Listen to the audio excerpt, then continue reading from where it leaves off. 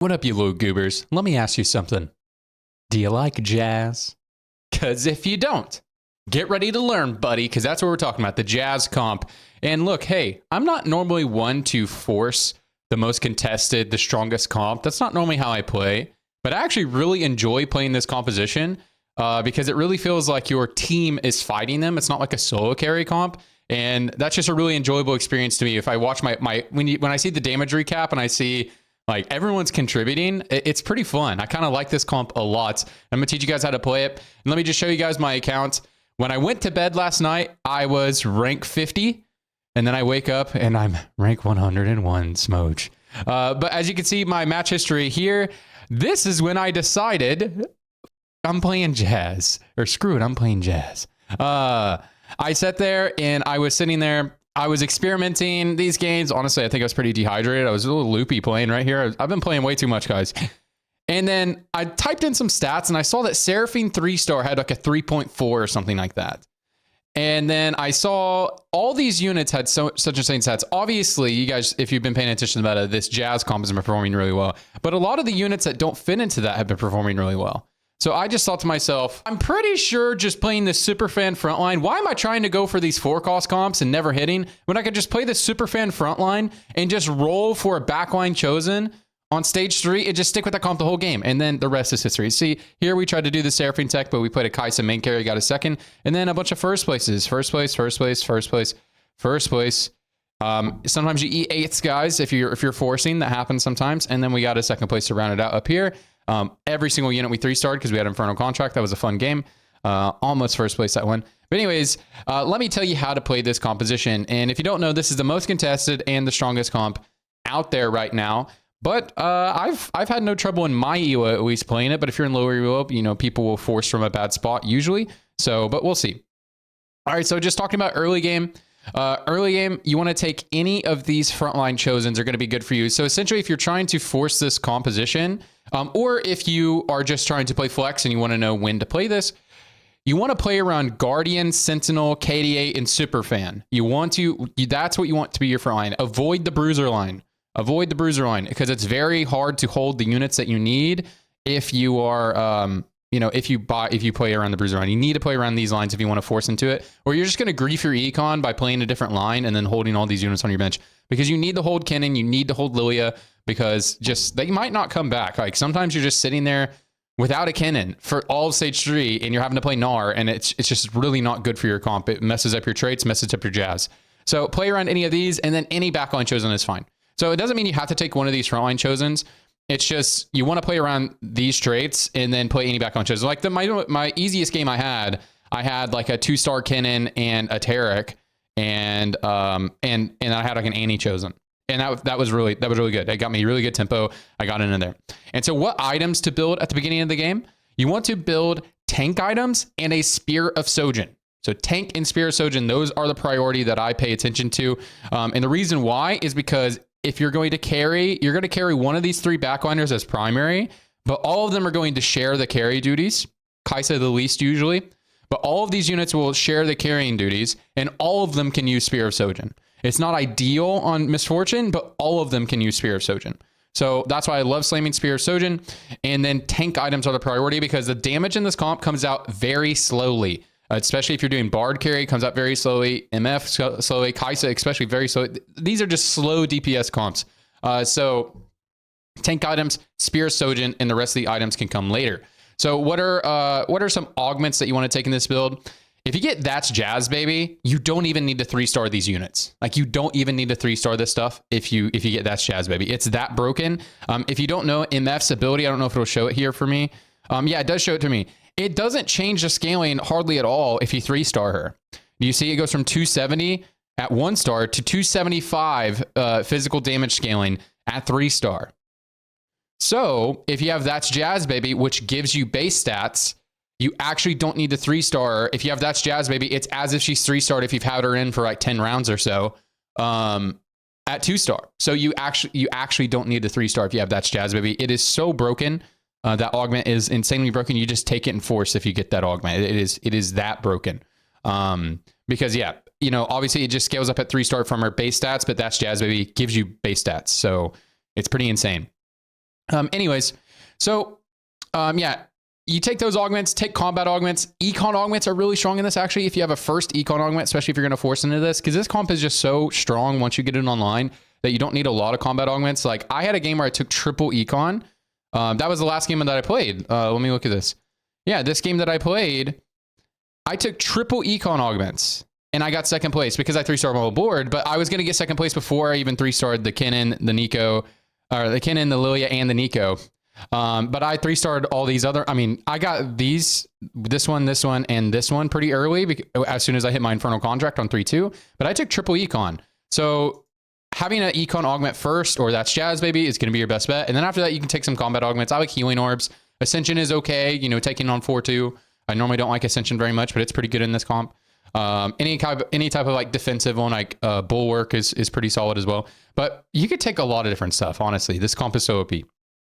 Okay, so this is the board you want to roll for on 3-2 on level 6, minus Kaisa usually. So it'll be these guys minus Kaisa is what you're going to roll for on 3-2. Just send it for this comp. Maybe not send it to 0, but you know, you want to hit this. And the chosens you're looking for are Bard or MF chosen. Those are the best ones to look for. Jazz or Dazzler, Jazz is better. Big Shot or Jazz, Jazz is better.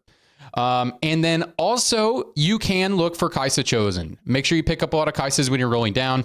I mean, you're going to want to play Kaisa on your board anyways. You could totally carry Kaisa, and you could take Big Shot or KDA. I think KDA is actually a little better than Big Shot because it's kind of weird. So if you get KDA, you can not run Bard, and then you play Seraphine, and then you go 8 and you add Bard. It gets a little awkward. You can do like a Seraphine Kaisa duo. If you get Big Shot, it's just this comp on 7, and then your 8 is at a Big Shot. So it gets a little bit different whenever you play Kaisa. As you can see, whenever I played it, ideally you just want MF or Bard. Like, that's really what you want. But when I played it, I tried to duo carry Seraphine and Seraphine. And this girl, I didn't hit enough Seraphines, but she was just Morello procking for me.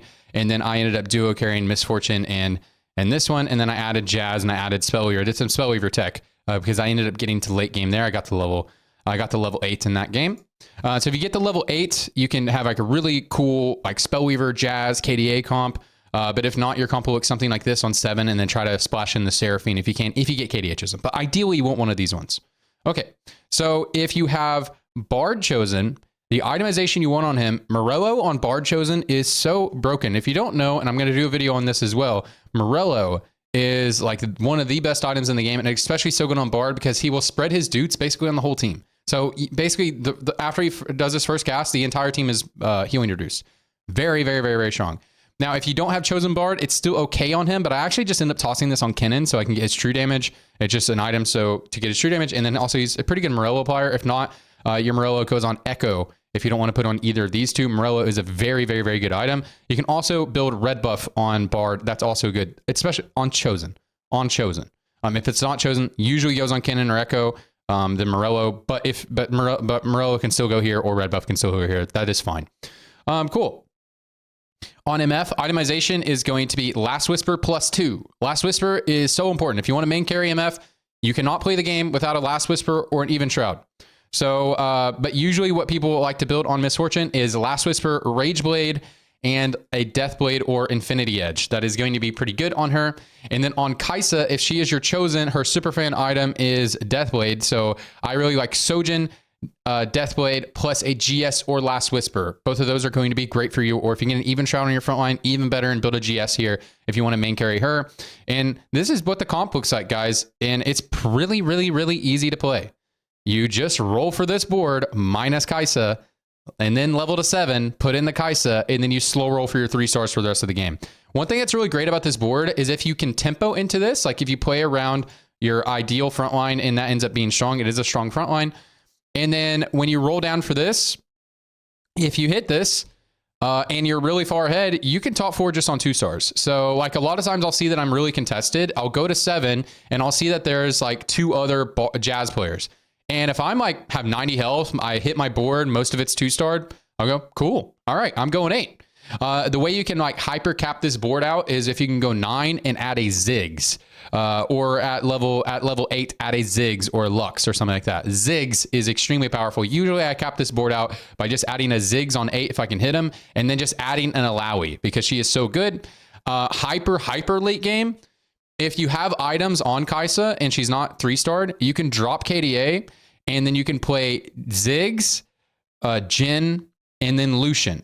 And that is really strong as well. If you don't hit the Lucian, just play the Alawi because Alawi is so good. Sometimes I'll even opt in to just play Alawi. If I 2-star Alawi and I just have a Lucian 1 for Jazz, I'll play the Alawi 2 for sure because it gives me so much frontline. This comp needs so much frontline. One last thing I'll talk about. If you are really contested, you're going for this line and you just don't hit, another line you can consider playing is you can consider playing country reroll. Now, I'm not a big country player. Whenever I try to play this, I try to play this. But you can play country. If you're on your roll down and you have a Spear Sojourn's the only item you've built, and you have some open like items right now that you haven't slammed. If you get a Vex chosen, just play Vex. Like play Vex carry or like play Vex and then try to play a 4-cost carry or play Vex reroll, something like that. So if you get a Vex while you're rolling down for this, play Vex. If you get a Senna, let's say you get a Senna Rapid Fire chosen, Rapid Fire is the best one. True damage is okay. If you get a Senna Rapid Fire chosen on stage 2 or something like that, take that. And maybe you just play Senna the whole game. Senna reroll is pretty good. It's not nearly as good as this, but if you're really far ahead and you get a Senna chosen, that comp's pretty good. And if you see you're not contested, you can just roll for Senna, Senna 3-star on 6, or you can just use that Senna to go to level 8 and just play level 8 comp. That's usually what I do if I'm high rolling a different comp like Senna or something like that. I'll just go for Senna or Vex.